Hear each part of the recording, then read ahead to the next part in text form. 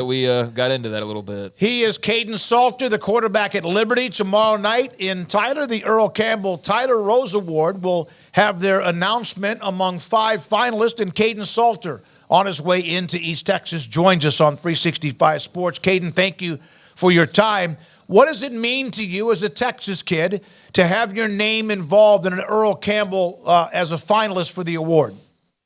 Yeah, it means a lot just knowing how many great players come out of the state of Texas playing in college football, and for me just to be one of the 5 nominees out of Texas just means a lot, and just shows how much hard work and everything that I put in to get here. Kaidon, you guys, rolled through the regular season undefeated at Liberty this year under Jamie Chadwell. That's a year after a coaching change from Hugh Freeze. How were you guys able to keep it all together, and what was the key between coaches and players and keeping that chemistry that you had from 2 years ago just to this year? Yeah, it's just all about brotherhood, just everybody sits together and being one. The new coaching staff came in. We just all the current players that was there. We just built bonds with them. Then as the new players start coming in, we just continue just to build and grow bonds with each other. Just do team events, have fun, play, and joke around with each other, get to know each other.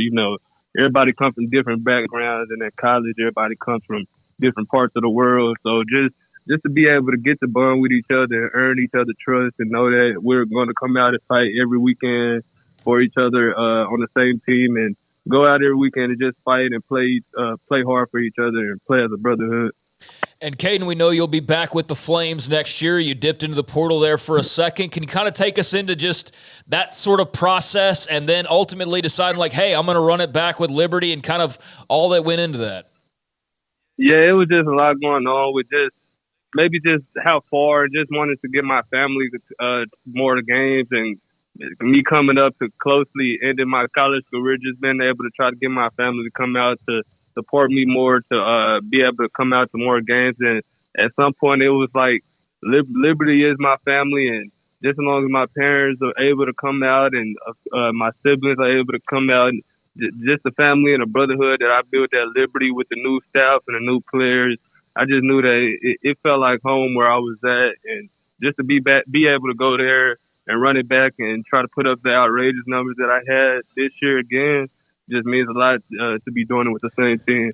Kaidon, life is about different journeys and going through things and learning and growing up and maturing, and you have certainly done that. What have you learned about yourself these last few years? Oh, yeah, just knowing that I had to mature at the position that I play, and just the little mistakes that I made at a young age helped me grow and develop into who I am today.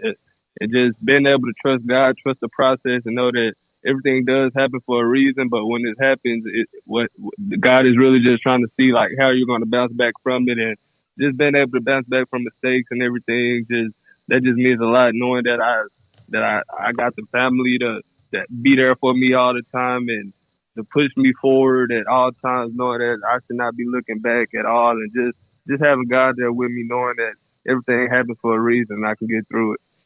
Kaidon, for those people who will never experience being a quarterback at the level that you are and have never experienced it, can you try to describe, and you may not be able to because it may just be a thing that's second nature to you, but the feeling of that split-second decision you have to make as a quarterback when you make the play, when you see that open receiver, when you see what's going to happen, you make that throw, you score the touchdown. What is that feeling like?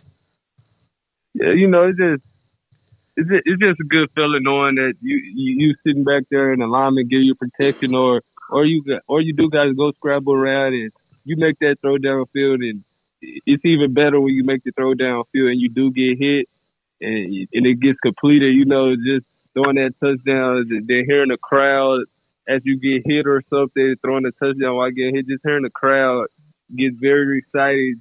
That just makes you want to jump up and have so much joy for your teammates and just go celebrate the touchdown with your team. How much does what happened in the bowl game fuel you and the rest of your teammates who are coming back for next season?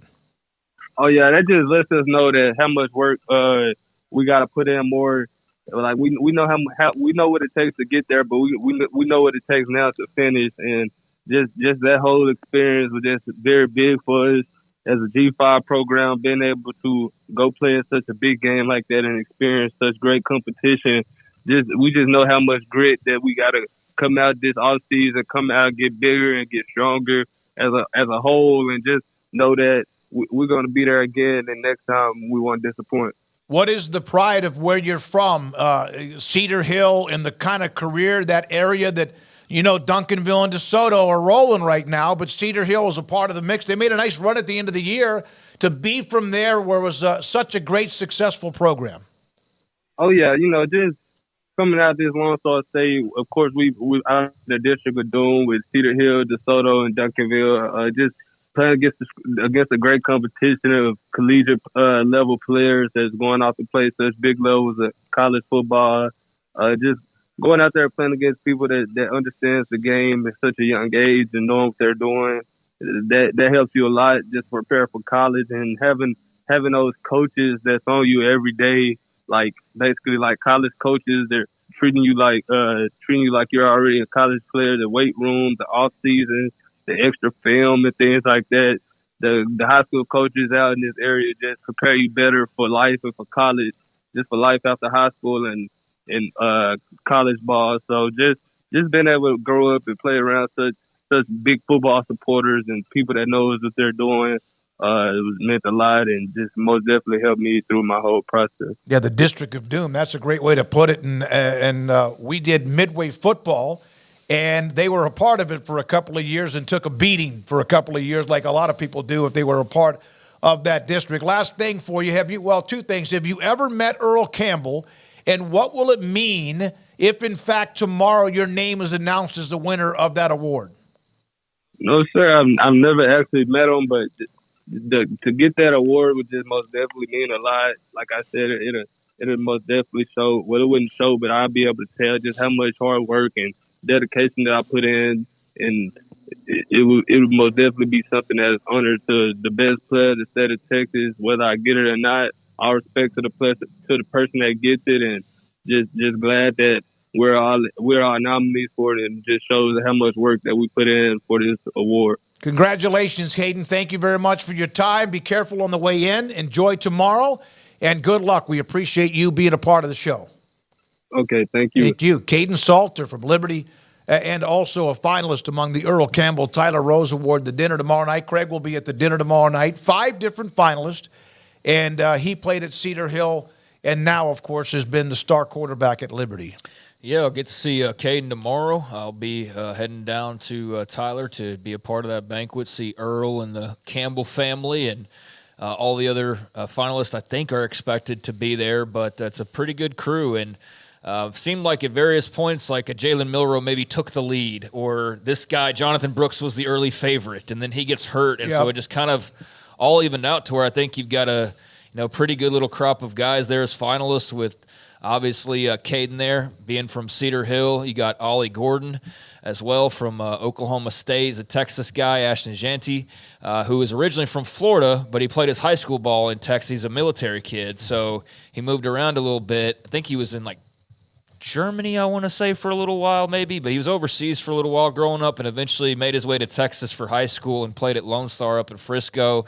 So he's eligible as a result of playing in high school here in Texas. And Jalen Milroe, obviously, from down in the Houston area. And then Jonathan Brooks, who I know got hurt, but that was one of those where you couldn't go without a Longhorn.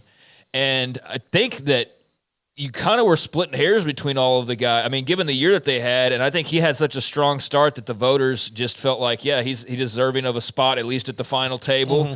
And had he played those final few games, I mean, maybe a lot's different. Not only his numbers, but maybe Texas is playing for the national title if Jonathan Brooks is healthy for all we know. But he'll be there, I expect. And so, yeah, that'll be a good crop of players representing the Lone Star State. I think that maybe with him turning pro, that might affect him being in attendance or not. But he was so good, despite missing the last, month of the year or whatever it was. But he was so good, and he still was a part of the finalist. And